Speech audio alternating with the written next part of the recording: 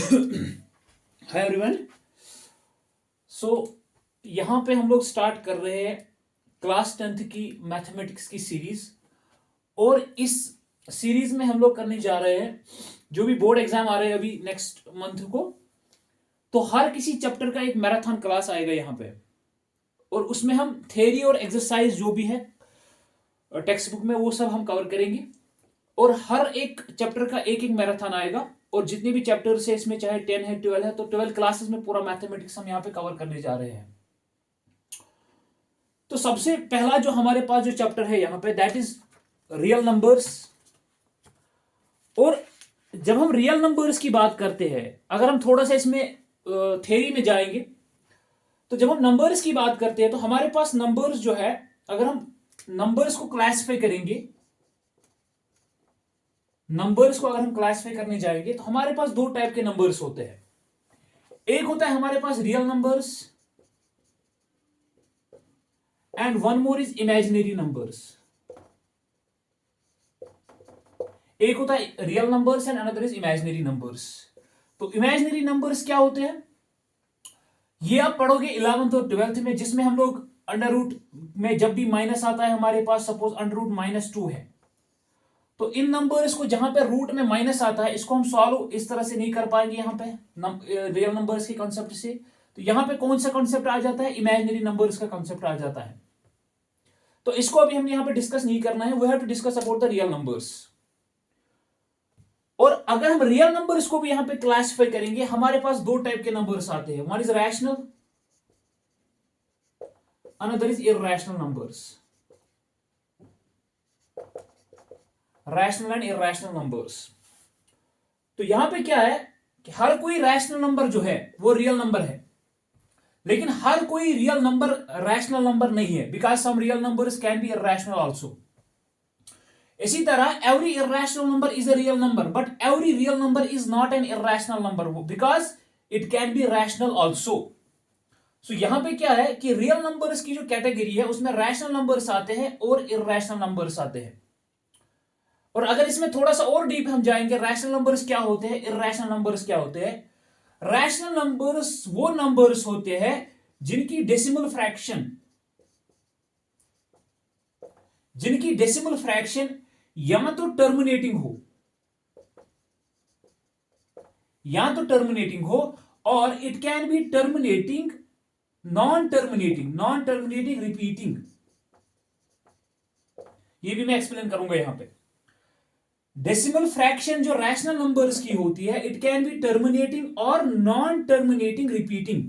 और इसी में सारे नंबर्स जो हमारे पास है, नेचुरल नंबर्स जो है, होल नंबर्स जो है, इंटीजर्स जो है, फ्रैक्शन जो आते हैं, फ्रैक्शनल नंबर्स जो है, वो सारे किस में आते हैं, वो आते हैं हमारे पास रैशनल नंबर्स में। फ्रैक्शंस में हम लोग यहां पे लिखते हैं 2/3, 4/5, 6/8, जो भी आप लिख सकते हो। तो अगर हम बेसिक डेफिनेशन पे जाते हैं रैशनल नंबर्स, हम लिखते हैं कोई भी नंबर जिसको हम P/Q फॉर्म में लिख सकते हैं, but Q should not be equal to 0। कोई भी नंबर जिसको हम P/Q फॉर्म में लिखेंगे और Q 0 के बराबर नहीं होना चाहिए, उसको हम बोलते हैं रैशनल नंबर। इसी चीज को जब मैं ब्रॉडर वे में क्लासिफाई कर रहा हूं, तो मैं क्या बोलता हूं कि जिन नंबर्स की डेसिमल फ्रैक्शन टर्मिनेटिंग हो या नॉन टर्मिनेटिंग रिपीटिंग हो, उनको हम बोलते हैं रैशनल नंबर्स। अब आप बोलोगे सर कि ये क्या चीज है, terminating and non terminating repeating. देखिए, अगर मैं कोई भी नंबर यहां पे अज्यूम कर रहा हूं, सपोज इफ आई टेक 3, तो अगर मैं इसको डिवाइड करूंगा किसी नंबर से, 3 एज ए नेचुरल नंबर है, 3 एज ए होल नंबर है मेरे पास, या इंटीजर है, तो जब इसको 1 से डिवाइड करेंगे, if I divide this 3/1, it will again remain as 3, ये 3 रहेगा, कोई इसमें चेंज नहीं होगा। तो जब हम 3 को 1 से डिवाइड करेंगे, it will again 1 3 are 3, so remainder is 0। जब भी हमारे पास रिमाइंडर 0 के बराबर आएगा, हम क्या बोलते हैं, उस डेसिमल फ्रैक्शन को हम बोलते हैं terminating. That decimal fraction is terminating, that means the remainder is 0। Suppose if I divide 10/4, if I divide 10/4, I will get like this, 4 2s are 8, this will get 2 point यहां से आएगा और ये 0 बन जाएगा, 4 5 20. So again the decimal fraction is what? It is terminating because the remainder is 0. When the remainder is 0, we call that decimal fraction as terminating decimal fraction. अब हम बात करेंगे नॉन टर्मिनेटिंग रिपीटिंग. ये क्या चीज है? अब अगर मेरे पास है 10/3, अगर मैं 10 को 3 से डिवाइड कर रहा हूं, 3 3 are 9, I will get 1 here, point यहां से आएगा, ये 0 यहां से आ जाएगा, 3 3 are 9, 1 0, 3 3 are 9. If you continue divide this, you will see that remainder will never be equal to 0. Remainder कभी भी 0 के बराबर नहीं होगा. It will continue like this. So ये चीज जो यहां पे है, ये 3 3 क्या हो रहा है यहां पे, ये रिपीट हो रहा है. फर्स्ट थिंग इज कि जो डेसिमल फ्रैक्शन है वो टर्मिनेट नहीं हो रही है क्योंकि रिमाइंडर 0 के बराबर नहीं हो रहा है. When the remainder is not equal to 0 and the decimal fraction, the digits after this decimal, some digits are one digit, they are repeating. So this decimal fraction is called as what? Non-terminating repeating. कि यहां ना तो ये terminate हो रहा है, ना reminder 0 के बराबर आ रहा है, और जो यहां पे जो हमारे पास क्वोशंट आ रहा है, उस क्वोशंट में कोई डिजिट या कुछ डिजिट्स जो है वो रिपीट हो रहे हैं. इसी चीज को हम बोलते हैं नॉन टर्मिनेटिंग रिपीटिंग. कोई भी नंबर अगर आप P अपॉन Q फॉर्म में लिखोगे, P और Q इंटीजर्स है, तो वो हमेशा हमारे पास कौन सा नंबर रहेगा? वो हमेशा हमारे पास रैशनल नंबर रहेगा. सो रैशनल नंबर की जो डेसिमल फ्रैक्शन है या तो टर्मिनेटिंग रहेगी या रहेगी नॉन टर्मिनेटिंग रिपीटिंग. जो हमारे पास नेचुरल नंबर कोई भी है, for example if you take 10, इसकी डेसिमल फ्रैक्शन टर्मिनेटिंग है बिकॉज इसको 10/1 फिर से 10 आ जाएगा, और इसको हम P अपॉन Q फॉर्म में भी लिख सकते हैं, और Q यहां पे 0 के बराबर नहीं है. Q does not equal to 0. अगर आप 0 लिखोगे, is 0 a rational number? Yes, 0 is also a rational because it can be written as 0/1. 0, this can be written as P upon Q. यहां पे P 0 के बराबर है, Q is not equal to 0, Q is equal to 1. 0/1 is again 0. So यहां पे क्या है, decimal fraction अगर टर्मिनेटिंग है या नॉन टर्मिनेटिंग रिपीटिंग है, we call that as rational number. अब इर्रेशनल नंबर्स में क्या है? इर्रेशनल नंबर्स में इसी चीज का उल्टा है. यहां पे है नॉन टर्मिनेटिंग रिपीटिंग, वहां पे है नॉन टर्मिनेटिंग नॉन रिपीटिंग, और this repeating is also called as recurring. जब हमारे पास डेसिमल फ्रैक्शन क्या होगी? नॉन टर्मिनेटिंग नॉन रिपीटिंग होगी. When the decimal fraction is non terminating non repeating, then that number is called as irrational number. उस number को क्या बोलते हैं हम? Irrational number. अगर आपको एग्जाम्पल के तौर पे लिखना है, सो यू कैन राइट, जब भी अंडर रूट के अंदर हमारे पास प्राइम नंबर होगा, whenever there is a prime number in under root, जब भी अंडर रूट के अंदर, स्क्वायर रूट के अंदर जब भी प्राइम नंबर होगा, वो हमेशा इर्रेशनल नंबर होगा. That is always irrational number. इसकी जो डेसिमल फ्रैक्शन है, the decimal fraction of prime number, square root of prime number is always non terminating non repeating. So इसकी डेसिमल फ्रैक्शन ना तो टर्मिनेट होगी, ना वो रिपीट होगी, या ना वो रेकरिंग होगी. अब इसका एग्जाम्पल क्या है? √2, √3, √5, √7, √11. ये सारे जो 2 3 5 7 11 है, these are prime numbers. Prime numbers कौन से नंबर्स होते हैं? जिनके सिर्फ दो ही फैक्टर होते हैं, एक तो 1 और एक इटसेल्फ. जो नंबर जिसको सिर्फ 1 से और अपने आप से हम डिवाइड कर सकते हैं, उसको बोलते हैं प्राइम नंबर. और जब भी स्क्वायर रूट के अंदर प्राइम नंबर आएगा, वो क्या रहेगा? हमेशा वो हमेशा रहेगा इर्रेशनल नंबर. यहां पे हमें इसकी डिटेल में इसकी डेसिमल फ्रैक्शन करने की जरूरत नहीं है. Just you need to remember this कि स्क्वायर रूट के अंदर जब भी प्राइम नंबर आएगा, वो हमेशा इर्रेशनल नंबर रहेगा. और इर्रेशनल नंबर की डेसिमल फ्रैक्शन क्या होती है? Non terminating non repeating. So this was all about what? Real numbers.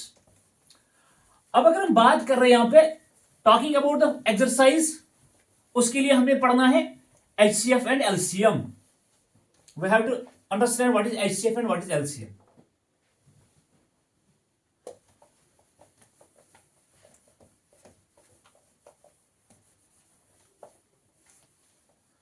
देखिए यहां पे HCF, highest common factor. Highest common factor. कोई भी 2 नंबर लोगे आप, या 3 नंबर लोगे, या 4 number, whatever the number you can take, 2 या 2 से ज्यादा नंबर्स अगर हम ले रहे हैं और हम उनमें कॉमन फैक्टर्स ढूंढ रहे हैं, we are searching for the common factors.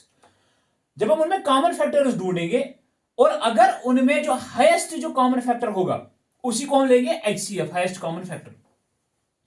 Suppose if I take 20 and I will take 30, 20 and 30, ये जो 20 है, ये 20 किस किस नंबर से डिवाइड हो रहा है? सबसे पहले तो 1 और 20 तो हमेशा रहेगा, because 1 and itself is always the factor.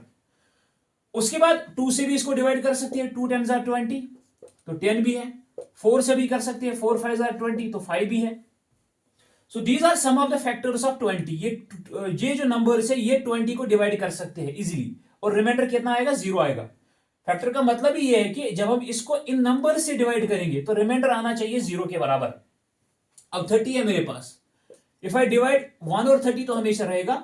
उसके बाद 2 into 15 इज 30, 4 से नहीं होगा बिकॉज 4 के टेबल में नहीं आता, 5 6s are 30, 6 के टेबल में आ गया। 7 से भी नहीं आता होता, 8 से भी नहीं होता, 9 से भी नहीं होता, 10 से, 10 3s are 30। These are some of the factors of what? 30। अब यहां पे देखिए, अगर इन दोनों के बीच मुझे highest common factor find out करना है, if I have to find highest common factor, सबसे पहले मैं कॉमन फैक्टर ढूंढूंगा। कॉमन फैक्टर 1 है, कॉमन फैक्टर 2 है, कॉमन फैक्टर 5 भी है, यहां पे कॉमन फैक्टर यहां पे 10 भी है। ये कुछ कॉमन फैक्टर्स है, 1 2 5 and 10। These are some of the common factors of 20 and 30। लेकिन इनमें से हाईएस्ट कौन सा है? हाईएस्ट यहां पे 10 है, सो this will B HCF, highest common factor of the 2 numbers. अब यहां पे ये बात है कि सर हमेशा हम कैसे करेंगे इसको, मतलब हमेशा हम सारे फैक्टर्स ढूंढेंगे क्या? We have to search for all the factors of a number? No, सारे फैक्टर्स देखने की जरूरत नहीं है। यहां पे हम लोग पहले क्या करेंगे, we will first discuss about the LCM, then I will tell you कि कैसे हम HCF और LCM एक साथ कर सकते हैं। अब अगर हम बात करें LCM की, what is LCM? It is lowest common multiple. इन दो नंबर्स को हम डिस्कस करेंगे यहां पे। मतलब पहले तो ये मल्टीपल होना चाहिए, 2 नंबर है या 3 नंबर है या 4 नंबर है, उनका मल्टीपल होना चाहिए, और उसमें जो है कॉमन होना चाहिए और सबसे लोवेस्ट भी होना चाहिए। देखिए यहां पे अगर मैं 20 को देख रहा हूं, पहले देखना था HCF में देखना था फैक्टर्स कि जो इसको डिवाइड कर रहे हैं। अब LCM में देखना है मल्टीपल, जो जिन नंबर से ये डिवाइड, मतलब जिन नंबर्स को ये डिवाइड करेगा। There is a difference between factor and multiple. Factor का मतलब क्या है कि इस 20 को जो जो नंबर्स डिवाइड कर रहे हैं वो इसके फैक्टर्स हैं। मल्टीपल का मतलब क्या है, ये 20 किन किन नंबर्स को डिवाइड कर रहा है। तो उसके लिए हम यहां पे देखेंगे 20 के टेबल में कौन कौन से नंबर आ रहे हैं। 20 1s are 20, 40, 60, 80 and 100, 120। So it will go on like that. ये सारे नंबर्स जो है these will be divided by what? 20। तो ये सारे नंबर्स 20 के मल्टीपल है। अब 30 की बात कर रहे हैं, 30, 60, 90, 120, 150, what ever it can B. अब देखिए यहां पे ये सारे क्या है, ये 30 के मल्टीपल्स है। अब इसमें कॉमन कौन कौन सा है? देखिए 60 है, यहां पर भी 60 है, ये कॉमन मल्टीपल है between 20 and 30। Similarly I can go with what? 90 also, 90 भी यहां पर भी है, सॉरी 90 नहीं आएगा, अब आएगा 120, 120 यहां पर भी है, 120 यहां पर भी है। अब देखिए 60 और 120 इसी तरह बहुत सारे जो है इसमें कॉमन आ जाएंगे, लेकिन इसमें लोवेस्ट कौन सा है? लोवेस्ट है 60 यहां पे। So this 60 will be LCM, lowest common multiple between the 20 and the 30। तो 20 और 30 के दरमियान जो लोवेस्ट कॉमन मल्टीपल है, जो 20 को भी डिवाइड करेगा और 30 को भी डिवाइड करेगा, that will B 60। I hope कि आपको समझ में आ गया। और हमेशा याद रखना है, you have to remember always, ये MCQ में पूछा जाएगा कि जो 2 प्राइम नंबर्स होते हैं, अगर हमारे पास 2 प्राइम नंबर है, उन 2 प्राइम नंबर्स के दरमियान जो HCF है वो हमेशा 1 के बराबर होता है। प्राइम नंबर्स के दरमियान जो HCF है दैट इज ऑलवेज 1। और उनका जो एलसीएम होता है, LCM is always product of the numbers. Suppose if I take 5 and 7, 5 और 7 दो नंबर है मेरे पास, मुझे फाइंड आउट करना है इनका एचसीएफ क्या है। आई नो कि ये दोनों क्या है, ये दोनों प्राइम नंबर्स है, तो इनका एचसीएफ होगा 1 के बराबर, द एचसीएफ विल बी 1। और एलसीएम कितना होगा, LCM will B product of these two numbers, that is 5 into 7, 5 7s are 35। I hope कि आपको समझ में आ गया। Whenever you have two numbers जो प्राइम नंबर्स है, तो उनका एचसीएफ हमेशा 1 के बराबर होता है, एंड उनका एलसीएम हमेशा प्रोडक्ट ऑफ द जो नंबर्स है उनके बराबर होता है। ओके, अब देखिए, if I have to find out HCF and LCM, सबसे पहले मैं यहां पे जो डेफिनेशन के हिसाब से किस तरह हम फाइंड आउट करेंगे, और बाद में हम देखेंगे सिंपल तरीका क्या है एचसीएफ और एलसीएम फाइंड आउट करने का। जब हम इसकी बात करते हैं तो वी सी दैट एचसीएफ के लिए, HCF, highest common factor. So we say that product of the smallest power of each common prime factor in the numbers. Product of the smallest power of each common factors. Product of the smallest power of each common prime, यहां पे prime आएगा, prime factors in the numbers.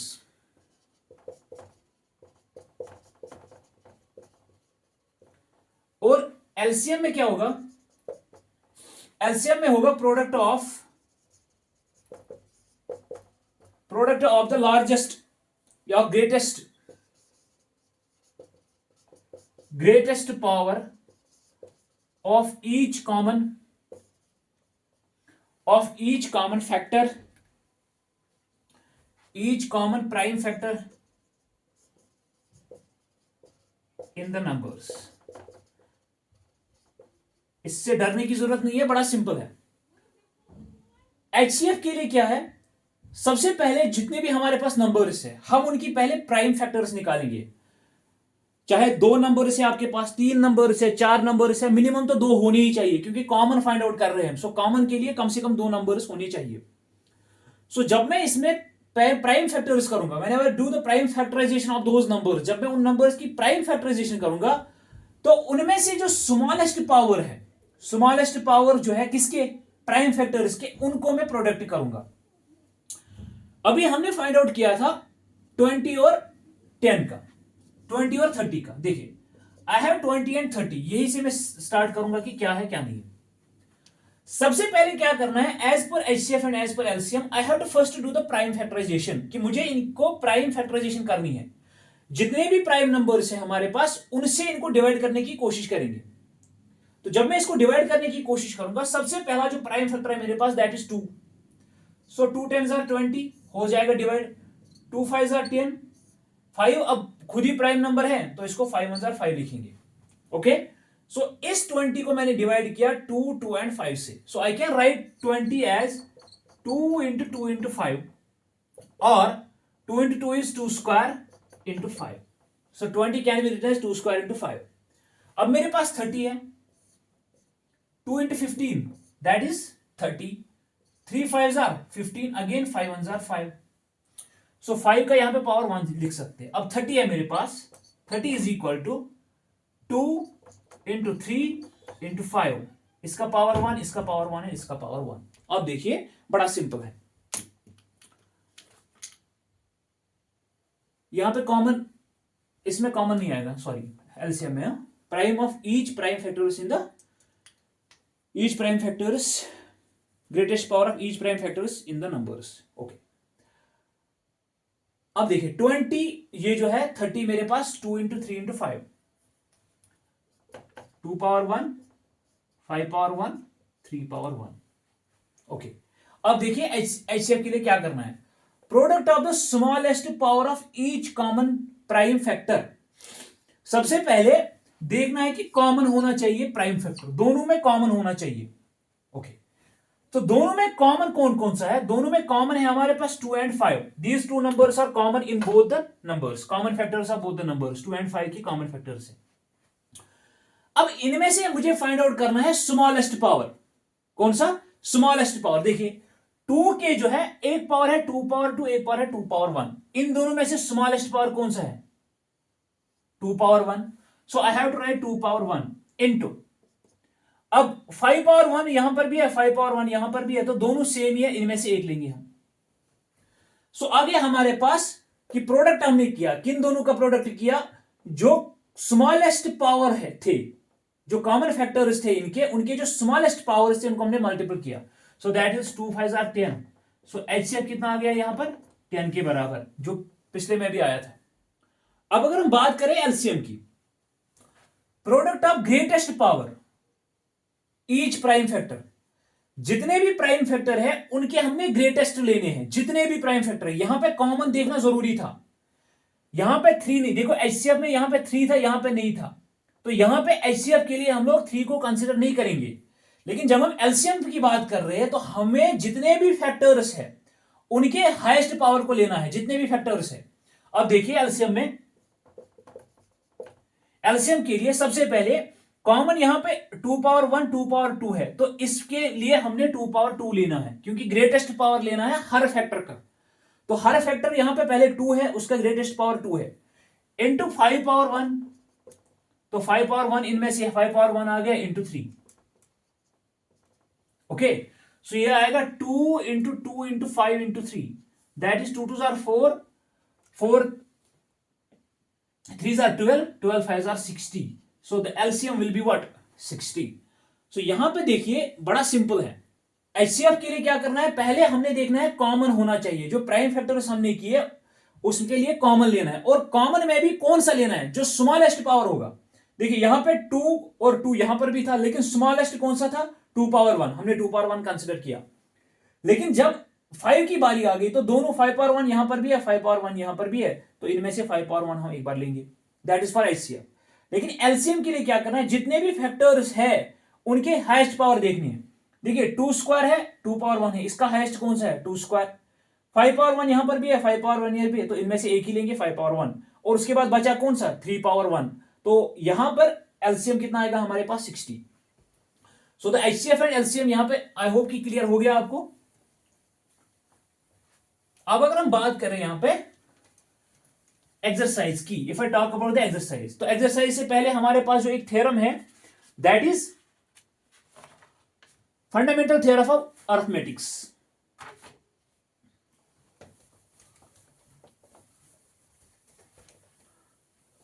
Fundamental theorem of arithmetics.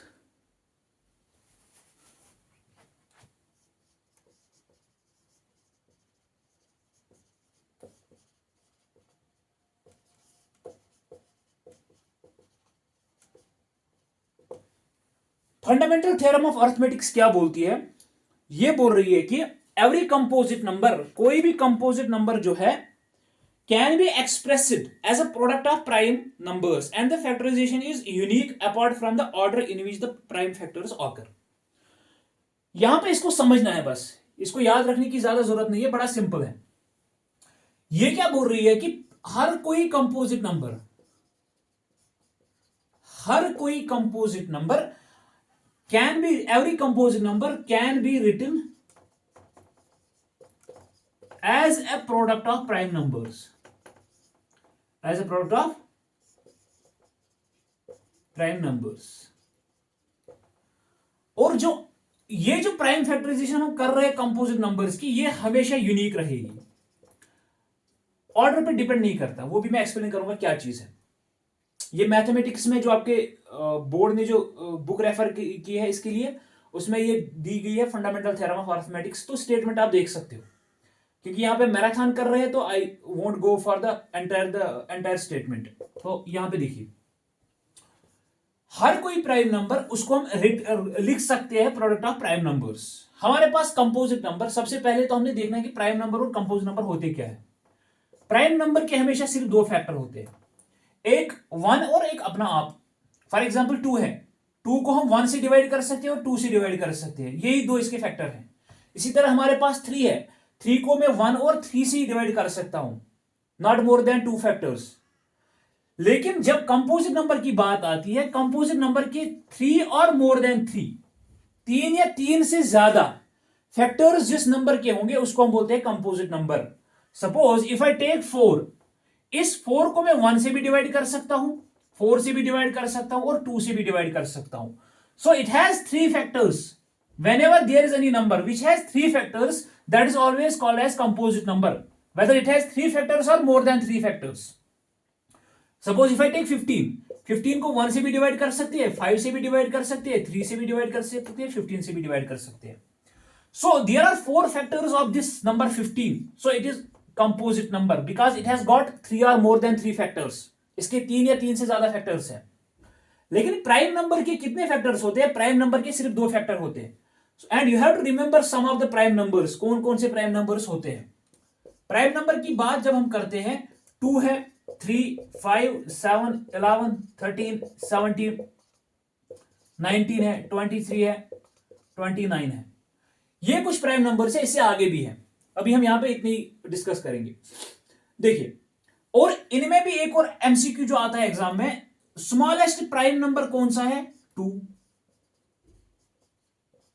Smallest prime number 2 है। और एक और question इसी के साथ आता है कि ओनली इवन प्राइम नंबर,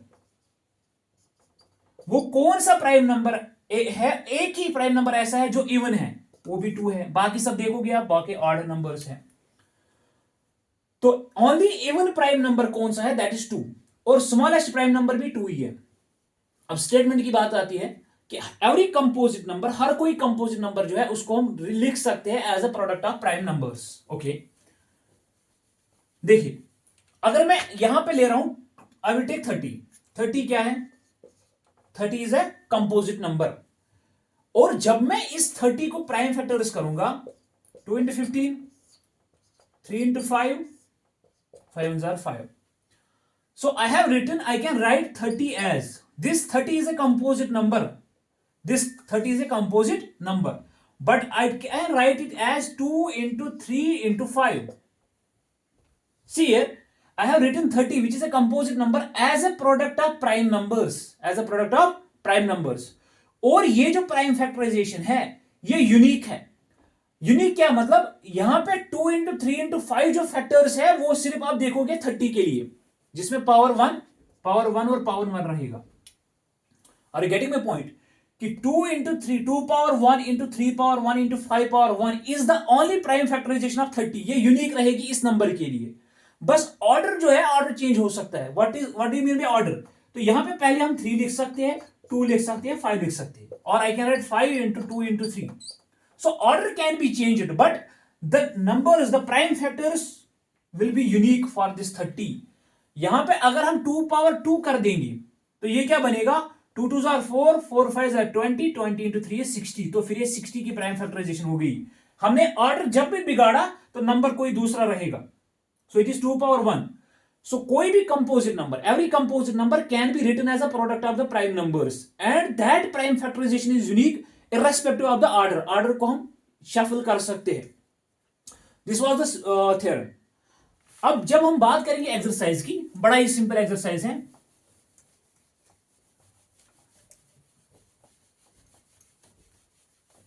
और जो भी चीजें यहां पे हमें जरूरत पड़ेगी एक्सरसाइज करने के लिए, वो मैं साथ साथ क्लियर करता जाऊंगा।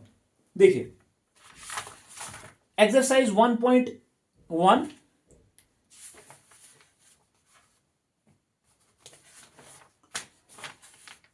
Express each number as a product of prime numbers. मेरे पास है 140, मेरे पास है 156, 3825, 5005 एंड 7429।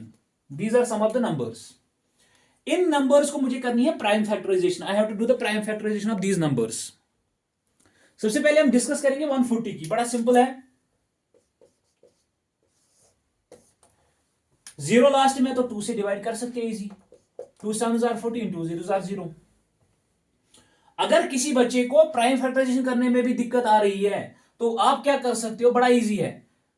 देखो, सबसे पहले आपको देखना है कि किन नंबर्स को हम 2 से किस नंबर को डिवाइड करेंगे, 3 से किस नंबर को डिवाइड कर सकते हैं, 4 से किस नंबर को डिवाइड कर सकते हैं।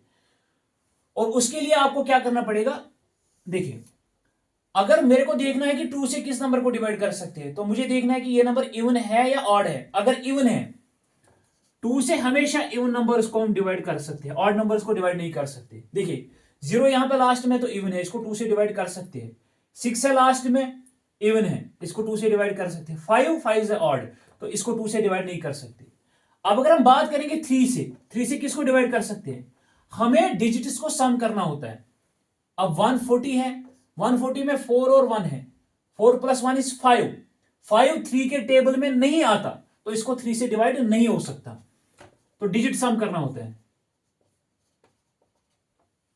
ओके, तो सबसे पहले हम यहां पे जाएंगे, इसको देखेंगे। 2 × 70 = 140। फिर से ये इवन नंबर है, इसको फिर से 2 से डिवाइड कर सकते हैं। 2 × 35 दैट इज 70। अब 5 आ गया, दिस इज ऑड, ये ऑड है। अब इसको 2 से डिवाइड नहीं कर सकते। मैंने करना किन से है, प्राइम नंबर से। मेरे को 4 से नहीं करना, 6 से नहीं करना, 8 से नहीं करना, 9 से नहीं करना, because those are composite numbers, उसका कोई फायदा ही नहीं है। I have to write as a product of prime numbers. अब आ गया मेरे पास 35, तो 35 को अगर मैं 3 से करूंगा, 5 + 3 = 8। मैंने बोला डिजिट सम करना है, तो 8 3 के टेबल में नहीं आता, तो इसको 3 से नहीं हो सकता। 4 से करेंगे तो 4 से करना ही नहीं है, क्योंकि that is a composite number. अब 5 से करेंगे, अगर हम 5 से करेंगे, 5 × 7 = 35। अब 7 खुद एक प्राइम नंबर है, इसको करने की जरूरत नहीं है। सो 140 can be written as 2 × 2 × 5 × 7। 2 × 2 is 2 square into 5 power 1 into 7 power 1. So this is the prime factorization of what? 140. इसी तरह अगर हम बात करेंगे 156 की, कुछ क्वेश्चंस में यहां पे दिखाऊंगा, बाकी आप खुद कर सकते हो। 2 से डिवाइड कर सकते हैं, 2 × 7 = 14, 2 × 8 = 16। फिर से 2 से डिवाइड कर सकते हैं, 2 × 3 = 6, 2 × 9 = 18। अब देखिए यहां पे, अब 9 आ गया लास्ट में, तो अब अगर हम इसको 2 से कर ही नहीं सकते, अब 3 से करेंगे। 3 × 1 = 3, 3 × 3 = 9। अब 13 आ गया, 13 खुद एक क्या नंबर है, प्राइम नंबर है।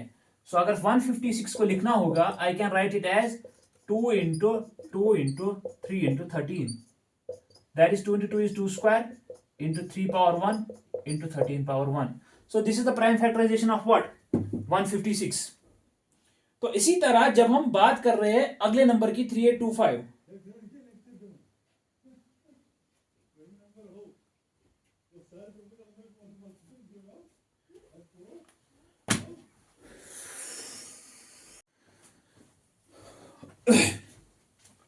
तो 156 जो है उसकी जो है 2 square into 3 power 1 into 13 power 1. अब नेक्स्ट है हमारे पास 3825।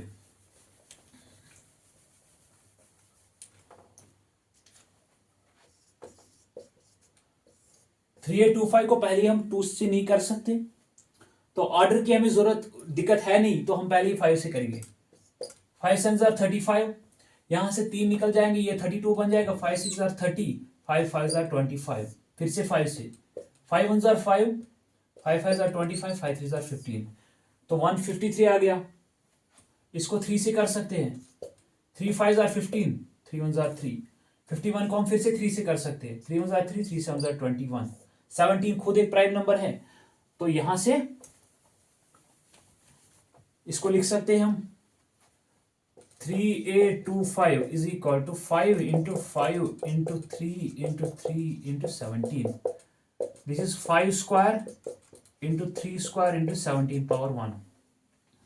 तो अगर इसको आपको क्रॉस चेक करना है कि सही हुई है, तो आप इसको मल्टीपल कर सकते हो इन नंबर्स को। अगर 3825 आ गया तो सही है।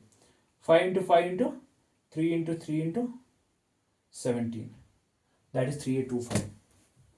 ओके, तो बाकी जो है इसको आप कर सकते हो, इसमें कोई दिक्कत होनी नहीं चाहिए। 5005 एंड 7429।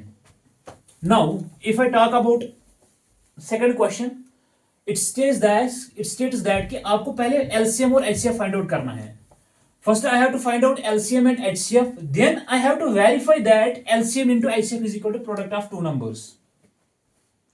देखिए, एक चीज आपको यहां पे याद रखनी है, अगर मेरे पास दो नंबर्स है, if I have two numbers, A and B, अगर मेरे पास दो नंबर्स है और अगर इनका मैं कर रहा हूं LCM, LCM of A and B, और इनका कर रहा हूं मैं HCF, HCF of A and B, हमेशा आपको याद रखना है कि एलसीएम और एचसीएफ का जो प्रोडक्ट है, the product of LCM into HCF is always equal to product of two numbers.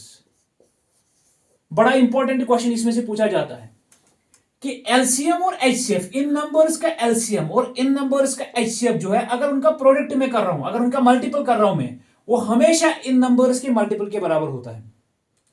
सो यहां पे हमारे पास पहला क्वेश्चन जो है 26 and 91, what I have to do, I have to find out the HCF and then I have to find out the LCM. उसके बाद मुझे ये इक्वेशन वेरीफाई करनी है, अगर एलसीएम और एचसीएफ का प्रोडक्ट नंबर्स के प्रोडक्ट के बराबर आ गया, सो मेरा जो जवाब है, मेरा जो आंसर है वो सही है। सो इसको एलसीएम और एचसीएफ फाइंड आउट करने के लिए सबसे पहले मुझे क्या करना है, I have to do the prime factorisation. So 26 को जब मैं प्राइम फैक्टराइजेशन करूंगा, बड़ा ही सिंपल है, 2 इंटू 13 इज 26। 13 क्या है मेरे पास, 13 एक प्राइम नंबर है, इसको 13 लिख दो या ना लिख दो, कोई दिक्कत नहीं है। अब 91 है मेरे पास। अब देखिए 91 को जब मैं 2 से डिवाइड करने की कोशिश कर रहा हूं तो नहीं हो रहा है क्योंकि ऑड है। 3 से करूंगा इट विल बी 9, 9 ताकि 9 प्लस 1 इज 10, सो इसको हम 3 से नहीं कर सकते। 4 से करना ही नहीं है क्योंकि दैट्स कंपोजिट नंबर। 5 से नहीं कर सकते क्योंकि लास्ट में 5 के लिए 0 और 5 होना चाहिए, 5 से डिवाइड होने के लिए लास्ट में 0 और 5 होना चाहिए। अगर 6 से तो वो उससे भी करना नहीं है। 7 से कोशिश करेंगे हम, 7 1 जार 7, यहां से 2 बच के यहां पर आएगा 21 बच जाएगा, 7 3 jar 21, so that is 7 into 13। 13 का फिर से लिखेंगे, 13 1 जार 13। अब देखिए ये इन दोनों की क्या है, prime factorisation. So 26 can be written as 2 into 13। Similarly 91 can be written as 7 into 13। इसका पावर क्या है 1, इसका भी पावर 1 है, इसका भी पावर 1, इसका भी पावर 1। अब एचसीएफ के लिए क्या करना है, एचसीएफ के लिए आपको देखना है पहले कॉमन कौन सी चीज है, पहले कौन सी चीज क्या है कॉमन। कॉमन यहां पे है 13 और इसमें से जो स्मॉलेस्ट पावर है उसको हमने कंसीडर करना है। स्मॉलेस्ट पावर क्या, यहां पे दोनों सेम है तो ए को हम कंसीडर करेंगे। सो एचसीएफ इज इक्वल टू 13। अब एलसीएम के लिए क्या देखना है, एलसीएम के लिए क्या देखना है कि जितने भी फैक्टर्स है उनका हाईएस्ट पावर हमने लेना है। अब देखिए यहां पे 2 पावर 1 है और कोई तो है नहीं, सो पहले हम 2 पावर 1 को ऐसे ही लिखेंगे इनटू। अब 13 पावर 1 है, इधर भी 13 पावर 1 है। अब यहां से हमें कौन सा लेना था, हमें लेना था यहां से ग्रेटेस्ट वाला। अब ग्रेटेस्ट वाला यहां पे दोनों सेम है तो 13 पावर 1 ही लेंगे, इन दोनों में से ये आ गया 13। अब 7 पावर 1 और आएगा 7 पावर 1। सो एचसीएफ के लिए जो हमने 13 कंसिडर किया वहां पे जो स्मॉलेस्ट पावर लेना है, एचसीएफ के लिए कौन सा लेना है, एचसीएफ के लिए स्मॉलेस्ट पावर वाला लेना है, लेकिन एलसीएम के लिए ग्रेटेस्ट पावर वाला लेना है। जो कॉमन रहेगा ना, कॉमन जो चीज रहेगी उसमें एक में ग्रेटेस्ट वाला लेना है एलसीएम में और स्मॉलेस्ट वाला लेना है एचसीएफ में। अब यहां पे दोनों सेम है, पावर 1 यहां पर भी है, पावर 1 यहां पर भी, तो एक ही आएगा। तो एलसीएम जब हम करेंगे 7 2 are 14, this is 14 into 13। So 14 into 13 will be how much? 140.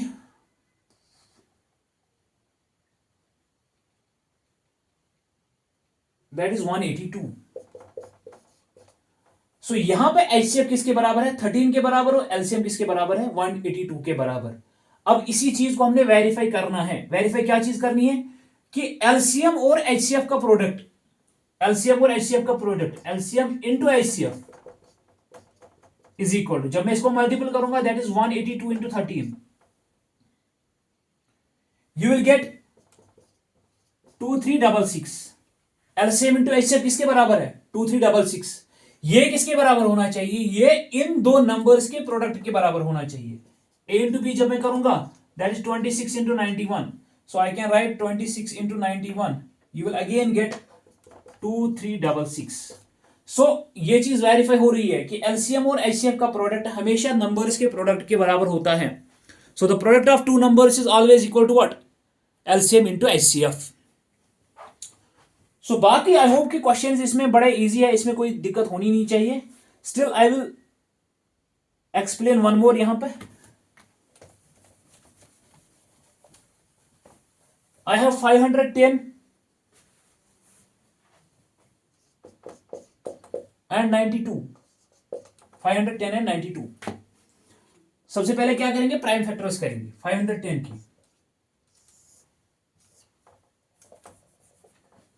2 से डिवाइड कर सकते हैं. 2 2 जार 4, यहां से 1, 2 5 जार 10, 2 5 जार 10. अब 5 से करेंगे. 5 5 जार 25, 5 1 जार 5. अब 3 से करेंगे. 3 into 17 is 51. 17 is a prime number. 17 1 jar 70. अब 92 की बात करेंगे हम. 2 4 jar 8, 2 6 jar 12. 2 2 jar 4, 2 3 jar 6. So I have 23. 23 is a prime number. 23 1 jar 23. Now I can write 510 as what? 2 into 5 into 3 into 17. 2 into 5 into 3 into 17. Now talking about what? 92.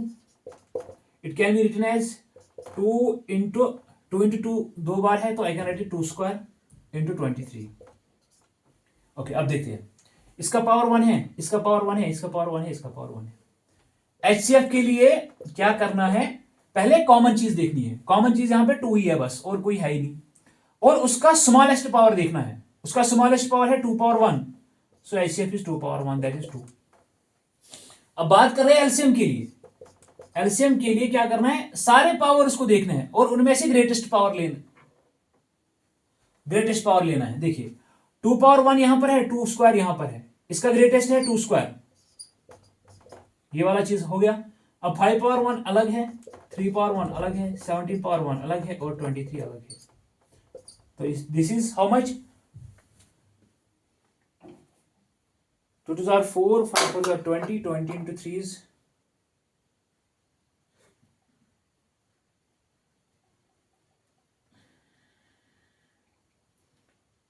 4 into 5 into 3 into 17 into 23. 23460. You will get 23460. That is what? That is LCM. अगर हम verify करेंगे तो verify करने के लिए इन दोनों को multiple करना है. LCM into HCF is equal to 23460 into 2. You will get how much? 46920. क्योंकि एग्जाम में कैलकुलेटर अलाउड है तो इसलिए मैं भी कर रहा हूं यहां पे. और अब क्या करना है? Product of two numbers, that is A into B. A कितना है मेरे पास? 510 into B is 92. 510 into 92. That is again 46920. So verified. अगर ये आंसर यहां पे कोइंसाइड नहीं हो रहा है तो हमारे क्वेश्चन में कहीं ना कहीं हमने गलत करा है. So 46920 product of two numbers and 46920 is LCM into HCF. So it is verified. तो दोनों चीजें यहाँ पे क्या है? सेम है. वन मोर क्वेश्चन यहाँ पर जो है that is 336 and 54. I hope कि ये आप कर पाओगे. आप बड़ा ही सिंपल है, प्राइम फैक्टराइजेशन करनी है और उसके बाद बाकी सब चीजें सेम है. And question number 3 is also the same. Question number 3 में 3 नंबर दिए हैं और उनका LCM और HCF फाइंड आउट करना है. ये भी बड़ा ऐसे ही करना है जिस तरह हमने किया.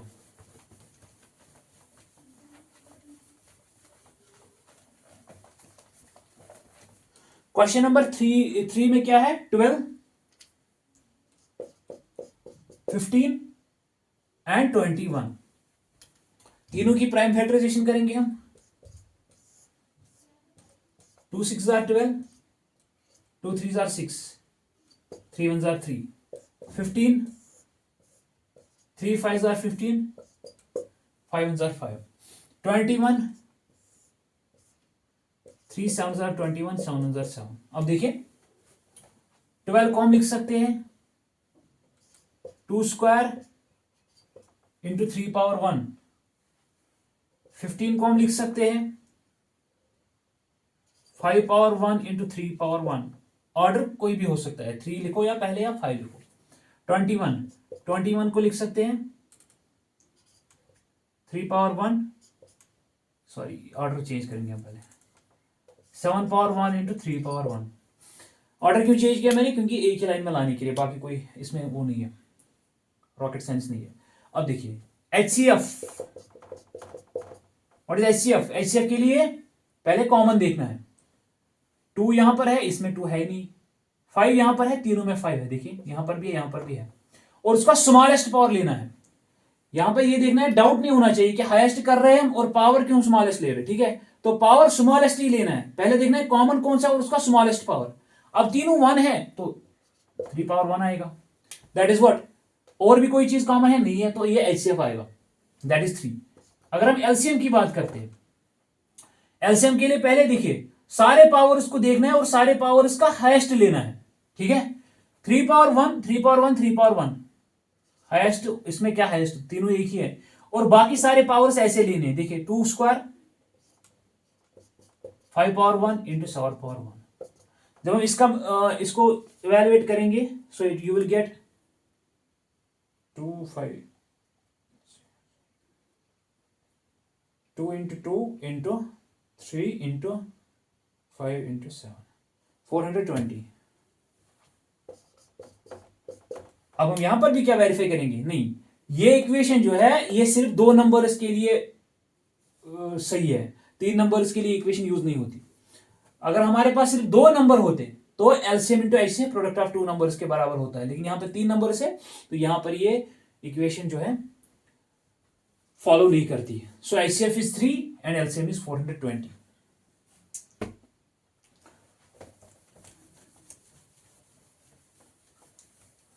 एक और क्वेश्चन है इसमें 17, 23, 29। तो इसका मैंने पहले ही बताया है, ये तीनों क्या नंबर्स है? ये तीनों प्राइम नंबर्स है। 17 भी है, 23 भी है और 29 भी है। जब ये प्राइम नंबर्स है तो इनका HCF क्या होगा? 1 के बराबर। पहले ही मैंने इसी लेक्चर में बताया है, इसका HCF 1 के बराबर होगा। और एलसीएम कितना होगा? एलसीएम होगा प्रोडक्ट ऑफ द नंबर्स, जो ये नंबर्स है उनका सीधा प्रोडक्ट। 17 into 23 into 29, that will be the LCM of the 3 numbers. Now coming back to the question number 4.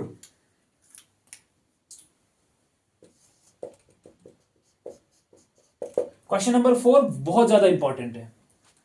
HCF of 306 and 657 is equal to 9। HCF इसके बराबर है। I have to find the LCM. Find LCM.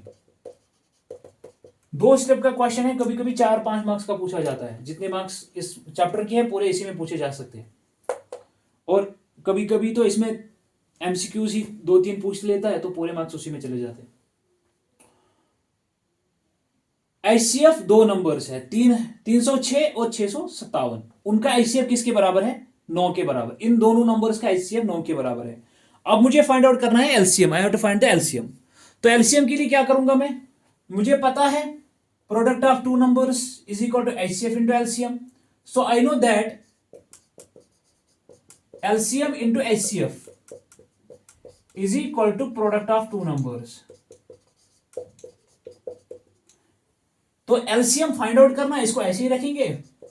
Into HCF कितना है? 9। Product of 2 numbers, 2 number कौन कौन से है? 306 into 657। तो एलसीएम को इसी तरह रखेंगे हम। ये 9 और एलसीएम के दरमियान मल्टीपल है, जब 9 उधर जाएगा तो डिवाइड हो जाएगा। 657 divide by 9, so it will be how much? You can evaluate this.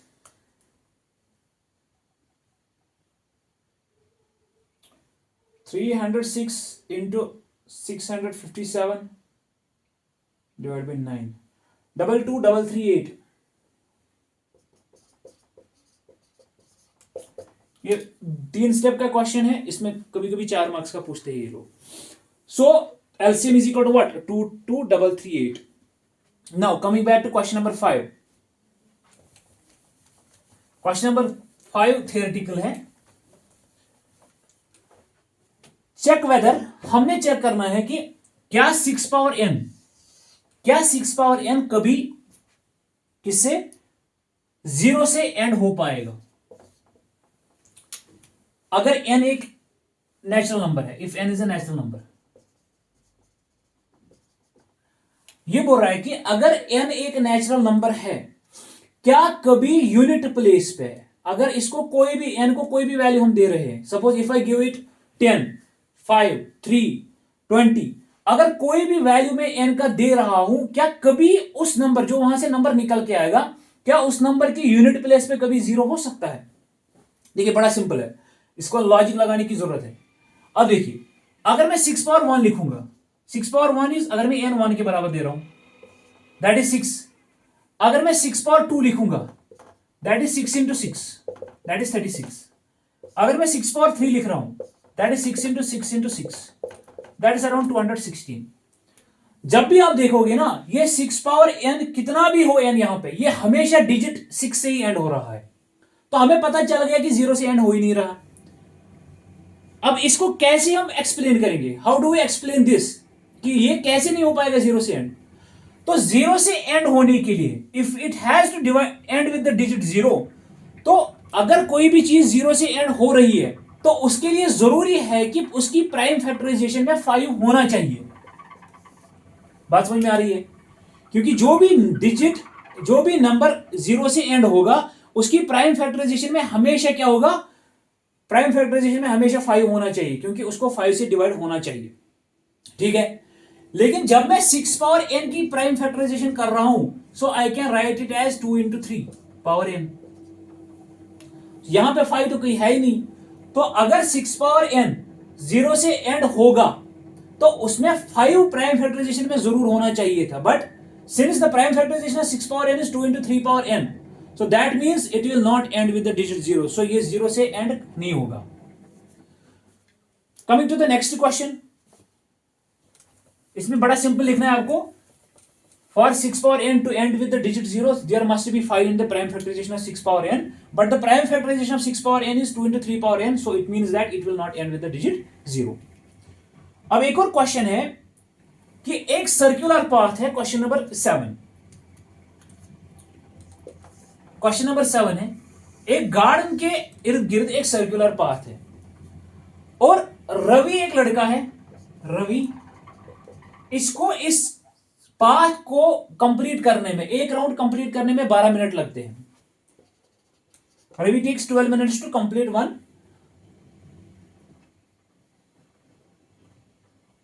One circle. और एक और लड़की है यहां पे, उसका नाम है सोनिया। सोनिया जो है, सोनिया को लगते हैं 18 मिनट। सोनिया,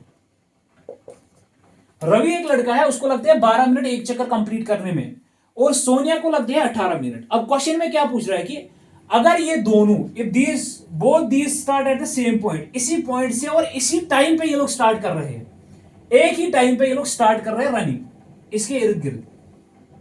अब हमें बताना है कि कितने टाइम के बाद, आफ्टर हाउ मच टाइम, कि ये दोनों एक ही पॉइंट पे फिर से, इसी स्टार्टिंग पॉइंट पे फिर से पहुंच जाएंगे। देखिए इसको थोड़ा सा लॉजिकली देख लेंगे। अगर रवि जो है, इसको एक चक्कर लगाने में 12 मिनट लग रहे हैं, जब रवि एक चक्कर लगाएगा तो 12 मिनट हो जाएंगे, तो ये यहां पे पहुंच जाएगा। अब ये एक और चक्कर लगाएगा तो 24 मिनट हो जाएंगे, तो फिर से कहां पहुंच जाएगा, यहां पहुंच जाएगा। और एक और चक्कर लगाएगा तो 36 मिनट हो जाएंगे, एक और चक्कर लगाएगा तो 48 मिनट्स हो जाएंगे। तो हर एक 12 मिनट के बाद रवि यहां पर है, 24 मिनट के बाद फिर से यहां पर है, 36 मिनट्स के बाद फिर से यहां पर है, और 48 मिनट्स के बाद फिर से यहां पर है। अब बात करेंगे सोनिया की।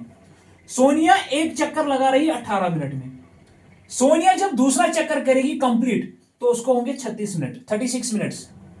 तो यहां पर आप देख सकते हो कि 36 मिनट्स के बाद रवि भी उसी पॉइंट पे है, लेकिन कितने चक्कर कंप्लीट किए उसने, 3। और सोनिया भी उधर ही है, लेकिन उसने कंप्लीट किया सिर्फ दो सर्कल। अब देखिए ये क्या है, 12, 24, 36, 48, ये 12 के मल्टीपल है, और 18, 36 ये क्या है, ये 18 के मल्टीपल है। तो इसका मतलब क्या है, हमें यहां पे फाइंड आउट करना है LCM of the two numbers. I have to find out the lowest common और least common multiple of 12 and 18। So जवाब क्या है यहां पे, जवाब इज 36। सो अगर हम एलसीएम फाइंड आउट करेंगे 12 और 13 का, 12 और 18 का, तो प्राइम फैक्टराइजेशन करेंगे, 2 6 आर 12, 2 3 आर 6, 2 9 आर 18, 3 3 आर 9। सो 12 को हम लिख सकते हैं 2 इंटू 2 इंटू 3, और you can write it as like this, 2 square into 3, and 18 लिख सकते हो आप 2 पावर 1 इंटू 3 स्क्वायर। अब देखिए यहां पे बड़ा अच्छा आएगा आपको एलसीएम समझ। एलसीएम के लिए पहले देखना है, देखिए यहां पे 2 स्क्वायर है, यहां पे 2 पावर 1 है, तो कौन सा लेना है हमने, ग्रेटेस्ट इनमें से 2 इंटू 2। अब 3 पावर 1 यहां पे 3 स्क्वायर है, इसमें भी ग्रेटेस्ट लेना है 3 square, that is 3 into 3। 2 2 are 4, 3 3 are 9, 4 into 9, 9 4 are 36. So after 36 minutes, they both will meet at the same point. But Ravi will complete 3 rotations and Sonia will complete how many? 2. Now, coming back to the exercise 2. ये हमारी exercise 1 complete हो गई है। अगर हम exercise 2 की बात कर रहे हैं, so वो बड़ा सिंपल है। उसके लिए पहले हमने थ्योरम देखनी है, थ्योरम 1.3 एंड 1.4। वो अगर कंप्लीट हो गई तो उसके साथ एक्सरसाइज भी पूरी कंप्लीट हो जाएगी। अब देखिए थ्योरम 1.3 क्या बोलती है, 1.3 क्या बोल रही है कि अगर मेरे पास कोई प्राइम नंबर है p, अगर p कोई प्राइम नंबर है और अगर p डिवाइड कर रहा है a स्क्वायर को, समझिए बात, p कोई प्राइम नंबर है, ये डिवाइड कर रहा है a स्क्वायर को, सो इसका मतलब यह है कि p फिर a को भी डिवाइड करेगा, then p will divide a also. Statement है p a स्क्वायर को डिवाइड कर रहा है, और अब क्या बोल रहा है कि फिर p जो है a को भी डिवाइड कर सकता है। इसको थोड़ा हम इवैल्यूएट करेंगे। अगर मैं यहां पे एक प्राइम नंबर ले रहा हूं 3, ठीक है, और a स्क्वायर ले रहा हूं मैं 36, a स्क्वायर इज 36, ठीक है। अब 36 को 3 डिवाइड कर सकता है, वी नो दैट ये इसको डिवाइड कर सकता है, लेकिन ये जो 36 है ये किसका स्क्वायर है, ये 6 का स्क्वायर है, a square is equal to 6 square. तो इसका मतलब क्या है, p जो 3 के बराबर है ये फिर 6 को भी डिवाइड करना चाहिए, कर रहा है कि नहीं कर रहा है, यस, 3 2 आर 6। सो अगर p एक प्राइम नंबर है, ये a स्क्वायर को डिवाइड कर रहा है, that means it will divide a also. This was the theorem 1.3. You don't have to give the justification or explanation for this. Just remember this कि अगर p a square को divide कर रहा है, then it means that it will divide a also. ठीक है। अब देखिए, now I have to, मैंने पहले लेक्चर में ही बोला था, इसी लेक्चर में ही बोला था स्टार्टिंग में ही, कि जो इर्रेशनल नंबर्स होते हैं, जो इर्रेशनल नंबर्स होते हैं उनकी decimal fraction non terminating non repeating होती है। The decimal fraction of irrational numbers is non terminating non repeating, okay. और उसमें क्या बोला था मैंने कि अंडर रूट के अंदर जब भी प्राइम नंबर आएगा, whenever there is a prime number within the square root, that is always an irrational number, that is always an irrational number. अब थ्योरम 1.2 क्या बोल रही है कि प्रूव करना है कि अंडर रूट 2 एक इर्रेशनल नंबर है, एक इर्रेशनल नंबर है। I have to prove that कि अंडर रूट 2 एक इर्रेशनल नंबर है। अब देखिए, प्रूव करने के लिए देखिए एक चीज तो यह है कि मैं इसकी डेसिमल फ्रैक्शन पे जाऊं, I will find the decimal fraction. तो डेसिमल फ्रैक्शन जब टर्मिनेट ही नहीं हो रही है, जब रिपीट भी नहीं हो रहे, तो मैं कहां तक जाऊंगा, मैं डेसिमल के बाद कहां तक जा सकता हूं, मेरे पास ये ना तो रिपीट होगी ना ही टर्मिनेट होगी, सो वो एक ऑप्शन है नहीं, that is a very lengthy process. Now coming to the some other method, कि कोई दूसरा मेथड जिससे हम इसको फाइंड आउट कर सकते हैं। तो मैथमेटिक्स में सबसे बड़ी चीज जो चलती है दैट इज सपोजिशन, अजम्पशन। तो सबसे पहली बात हम क्या करेंगे कि हम यहां पे अज्यूम करेंगे कि अंडर रूट 2 एक रैशनल नंबर है। वी सपोज कि ये अंडर रूट 2 एक रैशनल नंबर है। लेट अस सपोज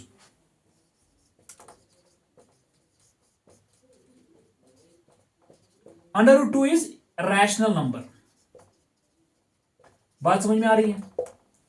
मैं सपोज कर रहा हूं कि अंडर रूट 2 एक रैशनल नंबर है। ये सपोजिशन को खत्म करना है, हमें इसको रॉन्ग प्रूव करना है। पहले मैंने सपोज करा है, लेकिन मुझे इसको प्रूव करना है कि मेरी सपोजिशन ही रॉन्ग है। देखो बेटा, अगर सपोजिशन ये है कि रैशनल नंबर है ये, तो इसका मतलब क्या है कि इसको हम p अपॉन क्यू फॉर्म में लिख सकते हैं फिर। और p और क्यू यहां पर क्या है, ये दोनों यहां पे बेटा को प्राइम नंबर्स हैं। Understand what is coprime numbers. अगर मैं इसको सपोज कर रहा हूं कि ये रैशनल नंबर है, देन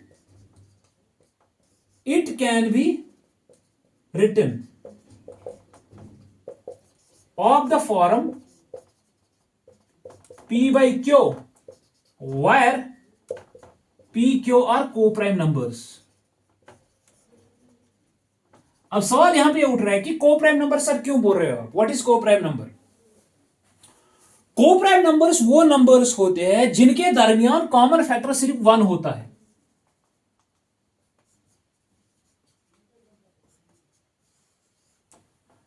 वो नंबर्स जिनके दरमियान कॉमन फैक्टर सिर्फ 1 होगा, those numbers are coprime numbers. Sir फिर HCF जो प्राइम नंबर्स होते हैं उनके दरमियान तो होता ही है, फिर क्या ये सारे प्राइम नंबर्स होते हैं? क्या P और Q प्राइम नंबर्स होंगे तभी ये को प्राइम नंबर हो सकते हैं? नहीं। देखिए, I will take a simple example. If I write 8/9, देखो बेटा, ये कभी कभी माइंड में बच्चों के ये चला जाता है कि अगर को प्राइम नंबर्स है तो दोनों प्राइम होंगे। नहीं। अब देखिए यहां पे 8 और 9 है मेरे पास। 8 कौन सा नंबर है? 8 है मेरे पास composite number, because it can be written, it can be divided by 1, 8, 2 and 4। 4 factor है इसके। उसी तरह 9 जो है, 9 को भी मैं 1, 9 और 3 से डिवाइड कर सकता हूं, ये भी कंपोजिट नंबर है। This 9 is also what? Composite number. मगर जब आप देखोगे कि इन दोनों के दरमियान कॉमन फैक्टर 1 है, तो 8 और 9 जो है, दिस 8 एंड 9 दीज आर को प्राइम नंबर्स। सो को प्राइम नंबर्स होने के लिए ये जरूरी नहीं है कि नंबर्स क्या होने चाहिए, प्राइम नंबर्स होने चाहिए। दो प्राइम नंबर्स तो हमेशा को प्राइम होते ही है, लेकिन कोई दो कंपोजिट नंबर्स भी क्या हो सकते हैं, कोई भी दो कंपोजिट नंबर्स भी को प्राइम हो सकते हैं। सो अगर मैं P और Q ले रहा हूं, P अपॉन Q, और P और Q क्या है यहां पे? को प्राइम नंबर्स है, दीज आर को prime numbers. So that means the common factor between P and Q should be 1। ये चीज बड़ी इंपॉर्टेंट है। यहां पे हम अज्यूम कर रहे हैं कि P और Q यहां पे को प्राइम नंबर्स है, तो कॉमन फैक्टर क्या होना चाहिए? 1 के बराबर होना चाहिए। Okay, implies so P upon Q is equal to √2, because √2 can be written as P upon Q। implies P is equal to Q √2। Q को लिख सकता हूं मैं Q √2 P को। अगर मैं यहां पे दोनों साइड से स्क्वायर करूंगा, स्क्वायरिंग ऑन बोथ साइड्स, जब मैं दोनों साइड से स्क्वायर करूंगा, so it can be written as P square is equal to Q square 2। P square is equal to Q का स्क्वायर आ जाएगा, √2 का स्क्वायर रूट कैंसिल हो जाएगा, ये 2 आ जाएगा, 2Q स्क्वायर। अब यहां से हमारा क्वेश्चन स्टार्ट हो रहा है। अब देखो बेटा, P स्क्वायर जो है उसको मैं लिख रहा हूं 2 into Q square. P square को लिख रहा हूं मैं 2 इंटू Q स्क्वायर। ये पूरा चैप्टर, पूरी एक्सरसाइज इसी एक क्वेश्चन में खत्म हो जाएगी। P स्क्वायर को लिख रहा हूं मैं 2 इंटू Q स्क्वायर। तो अगर मैं सपोज लिख रहा हूं 6 को अगर मैं लिख रहा हूं 2 इंटू 3, तो इसका मतलब क्या है? 6 को 2 भी डिवाइड कर रहा है, 6 को 3 भी डिवाइड कर रहा है। इसी तरह P स्क्वायर को लिख रहा हूं मैं 2 इंटू Q स्क्वायर। इसका मतलब क्या है? P square is divided by 2। P square को किससे डिवाइड हो रहा है? 2 से डिवाइड हो रहा है, क्योंकि 2 इंटू Q स्क्वायर है ना, तो ये 2 P स्क्वायर का फैक्टर है, Q स्क्वायर भी P स्क्वायर का फैक्टर है। अब देखिए, अब हम जो हमने थ्योरम पढ़ी थी उस पर आएंगे। अगर P स्क्वायर एक नंबर है, इसको डिवाइड एक प्राइम नंबर से हो रहा है, वो प्राइम नंबर 2 है, तो ये 2 फिर किसको भी डिवाइड करेगा? P को भी डिवाइड करेगा। Then as per theorem P will be divided by 2। अगर वहां पे A स्क्वायर था, A स्क्वायर को वहां पे एक प्राइम नंबर P था, अब यहां पे P स्क्वायर है, तो अल्फाबेट में थोड़ी सी वेरिएशन है, बाकी कोई दिक्कत है नहीं। ये आप समझिए A स्क्वायर, ये आप समझिए P, ठीक है। अब ये A स्क्वायर है, यहां पे इस A स्क्वायर को P से डिवाइड हो रहा है, तो इसका मतलब क्या है? इसका जो A है, P स्क्वायर का A क्या होगा? P होगा यहां पे, तो P को भी डिवाइड होगा किससे? 2 से डिवाइड होगा, ठीक है।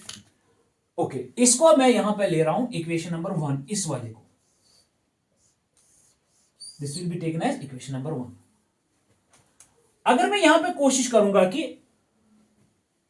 अगर मैं यहां पे p के बदले में कोई और वैल्यू डाल रहा हूं, p कोई नंबर होगा, बिकॉज को प्राइम है तो कोई नंबर होगा ये। If I write let p is equal to 2m, p को मैं 2m के बराबर ले रहा हूं, सपोज अगर 8, सपोज p 8 के बराबर है, okay, so it can be written as 2 into 4, so m के बदले में 4 लिखेंगे, it can be written as 2m, p can be written as 2m। तो अगर इसका वैल्यू हम इस इक्वेशन नंबर 1 में डालेंगे, put this value in equation 1, तो क्या आएगा, p स्क्वायर के बदले में आएगा 2m square is equal to 2q square, implies, यहां से ध्यान रखिए 4m square is equal to 2q square, 2 1 are 2, 2 2 are 4, implies 2m square is equal to q square. अब देखिए q square 2 into m square का प्रोडक्ट है, तो इसका मतलब क्या है, q square is divided by what, 2, q square को 2 से डिवाइड हो रहा है, तो q is also divided by 2। हमारा क्वेश्चन यहीं पे खत्म हो रहा है। क्यों? क्योंकि जब मैंने अज्यूम किया था, जब मैंने सपोज किया था p और q कौन से नंबर्स हैं, को प्राइम, तो कॉमन फैक्टर सिर्फ 1 होना चाहिए। लेकिन जैसे हम क्वेश्चन करते गए, यहां पे मैंने देखा कि p को 2 भी डिवाइड कर रहा है और q को भी 2 डिवाइड कर रहा है। को प्राइम नंबर्स के लिए कंडीशन थी कि कॉमन फैक्टर सिर्फ 1 होना चाहिए, लेकिन यहां पे p और q को 2 भी डिवाइड कर रहा है।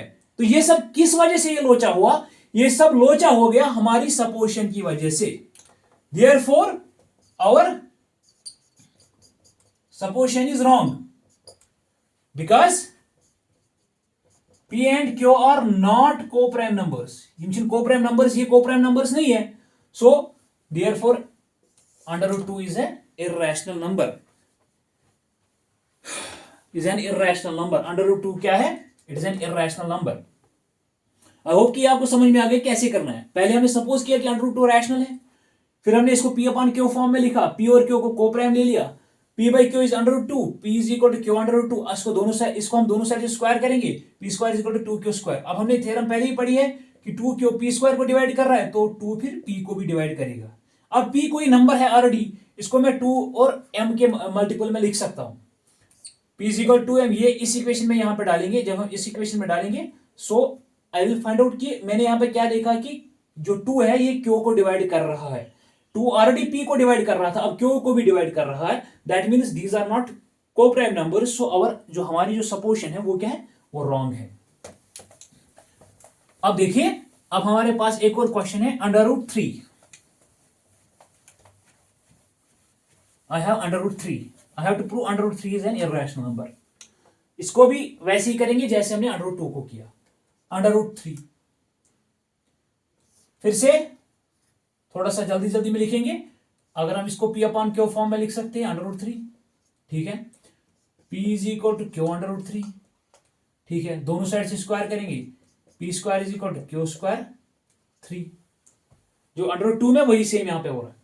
अब p स्क्वायर को 2 डिवाइड कर रहा है, p को भी 2 डिवाइड करेगा, इसको इक्वेशन 1 लिखेंगे, तो p का वैल्यू कितना डालेंगे, यहां पे उधर 2m था, यहां पे क्या है 3m, क्योंकि यहां पे अंडर रूट 3 कर रहे हैं। So it will become equation 1, 3m square is equal to 3q square, 3 3s are 9, 9m square is equal to 3q square, 3 1s are 3, 3 3s are 9, so I will get 3m square is equal to q square। अब देखिए q square और ये किसके बराबर है, 3m square, so q square को divide कर रहा है 3, so q को भी डिवाइड करेगा 3, therefore pq are not co-prime numbers, hence our supposition is wrong। हमारी supposition क्या है, wrong, therefore under root 3 is an irrational number। ये under root 3 हो गया। अब बात करें under root 5 की, उसमें भी सेम ही है। if we talk about under root 5,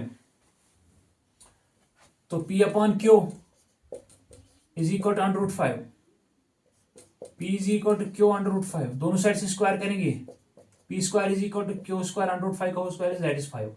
अब पी स्क्वायर को डिवाइड कर रहा है 5, पी को भी डिवाइड करेगा 5। ये इक्वेशन 1, और इसमें क्या डालेंगे हम, पी के बदले में कितना डालेंगे 5m यहां पे अभी। So this will become p के बदले में 5m, that is 5m square is equal to 5q square. 5 5 are 25, m square is equal to 5q square. 5 1 are 5, 5 5 are 25, क्योंकि 5 और q के बीच मल्टीपल है, जब ये इधर आएगा तो डिवाइड हो जाएगा। This will become 5m square is equal to q square. अब q स्क्वायर को डिवाइड करेगा 5, तो q को भी डिवाइड करेगा 5। सिंपल। यहां पर भी 5 कर रहा है डिवाइड q को, और 5 कर रहा है डिवाइड p को भी। अब तो ये तो प्राइम को प्राइम नंबर रहे ही नहीं, तो इसका मतलब क्या है, हमारी सपोजिशन क्या है, रॉन्ग है। That means these numbers are √5 is an irrational number. Now talking about, इसी के साथ हमने एक्सरसाइज का एक क्वेश्चन कर भी दिया है। अब हमें प्रूव करना है 3 + 2√5 कि ये इररेशनल है। अब देखिए, इसमें भी हम यहां पे सपोजिशन ही करेंगे। सपोज 3 + 2√5 एक रैशनल है, रैशनल नंबर। इसको किस में लिख सकते हैं, P/Q।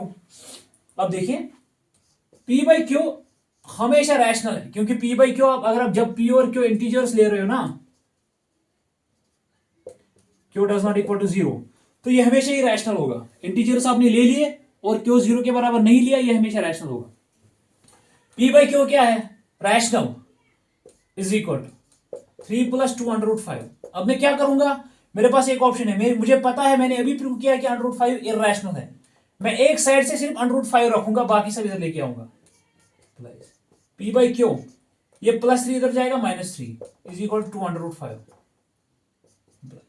इसका बटा 1 आ जाएगा, P 1 P -3 into Q, 3Q divide by Q is equal to 2√5। अब देखिए यहां पे बेटा ये समझना है, इंटीजर है ये, इंटीजर को मैं यहां पे 3Q, ये भी इंटीजर ही है, ये भी इंटीजर बन जाएगा। इंटीजर को जब मैं इंटीजर माइनस करूंगा तो यहां पर फिर से ये इंटीजर रहेगा, और इंटीजर को जब मैं इंटीजर डिवाइड कर रहा हूं, ये फिर से एक रैशनल नंबर बन जाएगा। ये LHS फिर से रैशनल नंबर है। अब 2 और √5 मल्टीपल में ये इधर आएगा, तो ये क्या बनेगा, P - 3Q डिवाइडेड बाई 2, यहां से डिवाइड हो जाएगा, 2Q इज इक्वल टू √5। यहां पे पूरा तामझाम खत्म हो गया। LHS पार्ट जो है, यहां पे सारे इंटीजर्स हैं, और जब मैं इंटीजर्स को आपस में डिवाइड कर रहा हूं, P - 3Q ये भी कोई इंटीजर है, और 2Q ये भी कोई इंटीजर है। जब मैं इंटीजर्स को आपस में डिवाइड कर रहा हूं, ये बनेगा रैशनल। लेकिन इसके इक्वेशन के इस साइड क्या है, √5, दैट इज इररेशनल। तो यहां पे क्या हो रहा है, यहां पे हमारी सपोजिशन को कंट्राडिक्ट हो रहा है। हमने इसको रैशनल मानने की कोशिश की थी, लेकिन ये तो √5 को रैशनल बनाने की कोशिश कर रहा है, जो कि गलत है। जो हमें पता है पहले से ही कि √5 क्या है, इररेशनल।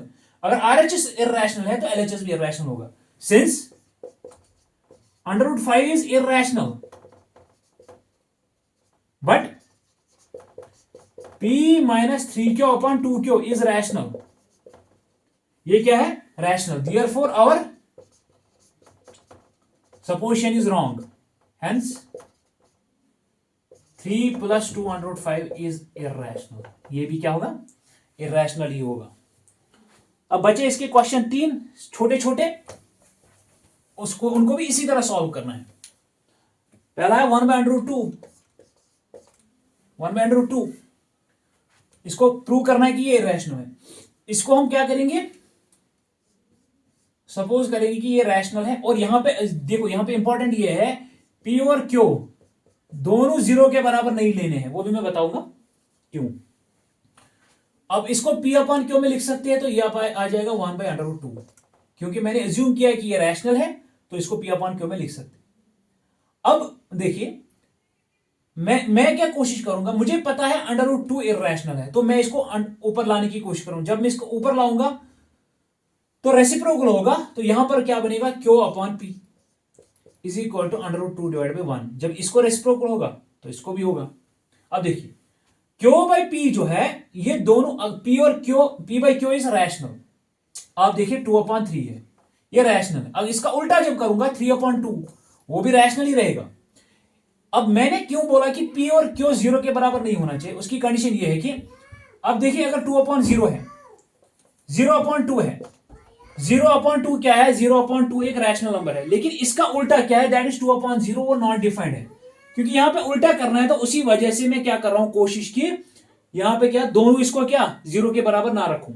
अब देखिए Q/P रैशनल है, दिस इज इररेशनल, सो हमारी जो है √2 इररेशनल है, लेकिन ये क्या है रैशनल के बराबर, तो इसका मतलब हमारी सपोर्शन ही रॉन्ग है।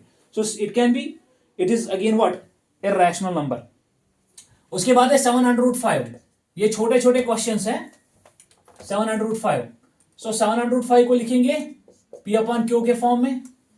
अब 7 और इसके दरमियान मल्टीपल है, P/Q into 7 is equal to √5। फिर से ये दोनों इंटीजर का डिवीजन है तो रैशनल आ जाएगा, और ये क्या है irrational number, so our supposition is wrong again.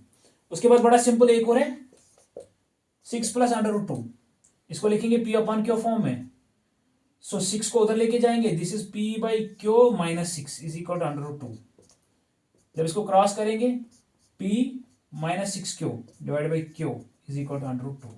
Again ये वाला पोर्शन इंटीजर वाला पोर्शन है, so it is rational number but √2 is irrational. So इसका मतलब क्या है, हमारी सपोर्शन फिर से रॉन्ग है, so it is again what, it's again irrational number. I hope कि आपको समझ में आ गया कि कैसे होती है चीजें। चैप्टर नंबर 1 हमारे यहाँ पे कंप्लीट हो गया है। सो नेक्स्ट क्लास में हम लोग, कल या परसों नेक्स्ट क्लास आएगी, तो उसमें मैं एग्जाम से पहले ये पूरा मैथमेटिक्स आपका कवर करके दूंगा मैराथन लेक्चर्स में ऐसे ही। सो एक्सरसाइज भी यहाँ पे हो रही है और थ्योरी भी यहाँ पे हो रही है। सो और एक और क्वेश्चन यहाँ पे है कि सर पाई क्या है, व्हाट इज पाई, क्या पाई रैशनल है या इररेशनल है। देखो बेटा, पाई जो है ना, पाई एक इररेशनल है, इररेशनल नंबर है, ये याद रखिए हमेशा। अब जो पाई हम लिख रहे हैं 22/7, ये 22/7 तो रैशनल है, ये तो हमें पता है P/Q फॉर्म में। फिर सर जब पाई हम 22/7 लिख रहे हैं तो क्या 22/7 जो है अगर ये रैशनल है, क्या पाई भी रैशनल है? नहीं। पाई का जो वैल्यू है 22/7 का जो वैल्यू है वो 3.142857 समथिंग ऐसी इसी के आसपास आ रहा है, और पाई का भी वैल्यू 3.142 समथिंग, फिर डिजिट्स कुछ डिजिट्स आ रहे हैं। इन दोनों का जो वैल्यू है ना, ये ऑलमोस्ट बड़ा ही क्लोज है, डिजिट के बाद 2-3 डिजिट्स इनके सेम है। इसीलिए हम लोग क्या कर रहे हैं, 22/7 जो है उसको हम ले रहे हैं पाई के बराबर, क्योंकि 22/7 का जो वैल्यू है ना और पाई का वैल्यू, उन दोनों का वैल्यू ऑलमोस्ट सेम है, लेकिन इसकी डेसिमल फ्रैक्शन, जो पाई की डेसिमल फ्रैक्शन है ना, वो नॉन टर्मिनेटिंग रिपीटिंग है, that is non terminating repeating. लेकिन पाई की जो डेसिमल फ्रैक्शन है that is non terminating non repeating. हमेशा याद रखिए कि पाई हमेशा इररेशनल नंबर है, लेकिन 22/7 रैशनल है। अब पाई को जब हम 22/7 के बराबर ले रहे हैं, पाई एक्चुअली इसके बराबर नहीं है, बट इसका जो वैल्यू है वो ऑलमोस्ट इसके बराबर है, इसीलिए हम इसको ले रहे हैं 22/7। ये आपको समझ में आ गया होगा। सो कमिंग, उसके बाद हम नेक्स्ट लेक्चर में हम देखेंगे दूसरा चैप्टर, दैट इज पॉलिनोमियल्स, और उसकी थ्योरी वगैरह जो भी है डिस्कस करने के बाद उसकी एक्सरसाइज 2 है हमारे पास, वो भी हम कवर करेंगे। आई होप कि आपको समझ में आ गया। अगर अच्छे से समझ में आ गया, अगर कोई डाउट है तो आप मुझे कमेंट सेक्शन में लिख सकते हो, और thank you, have a nice day.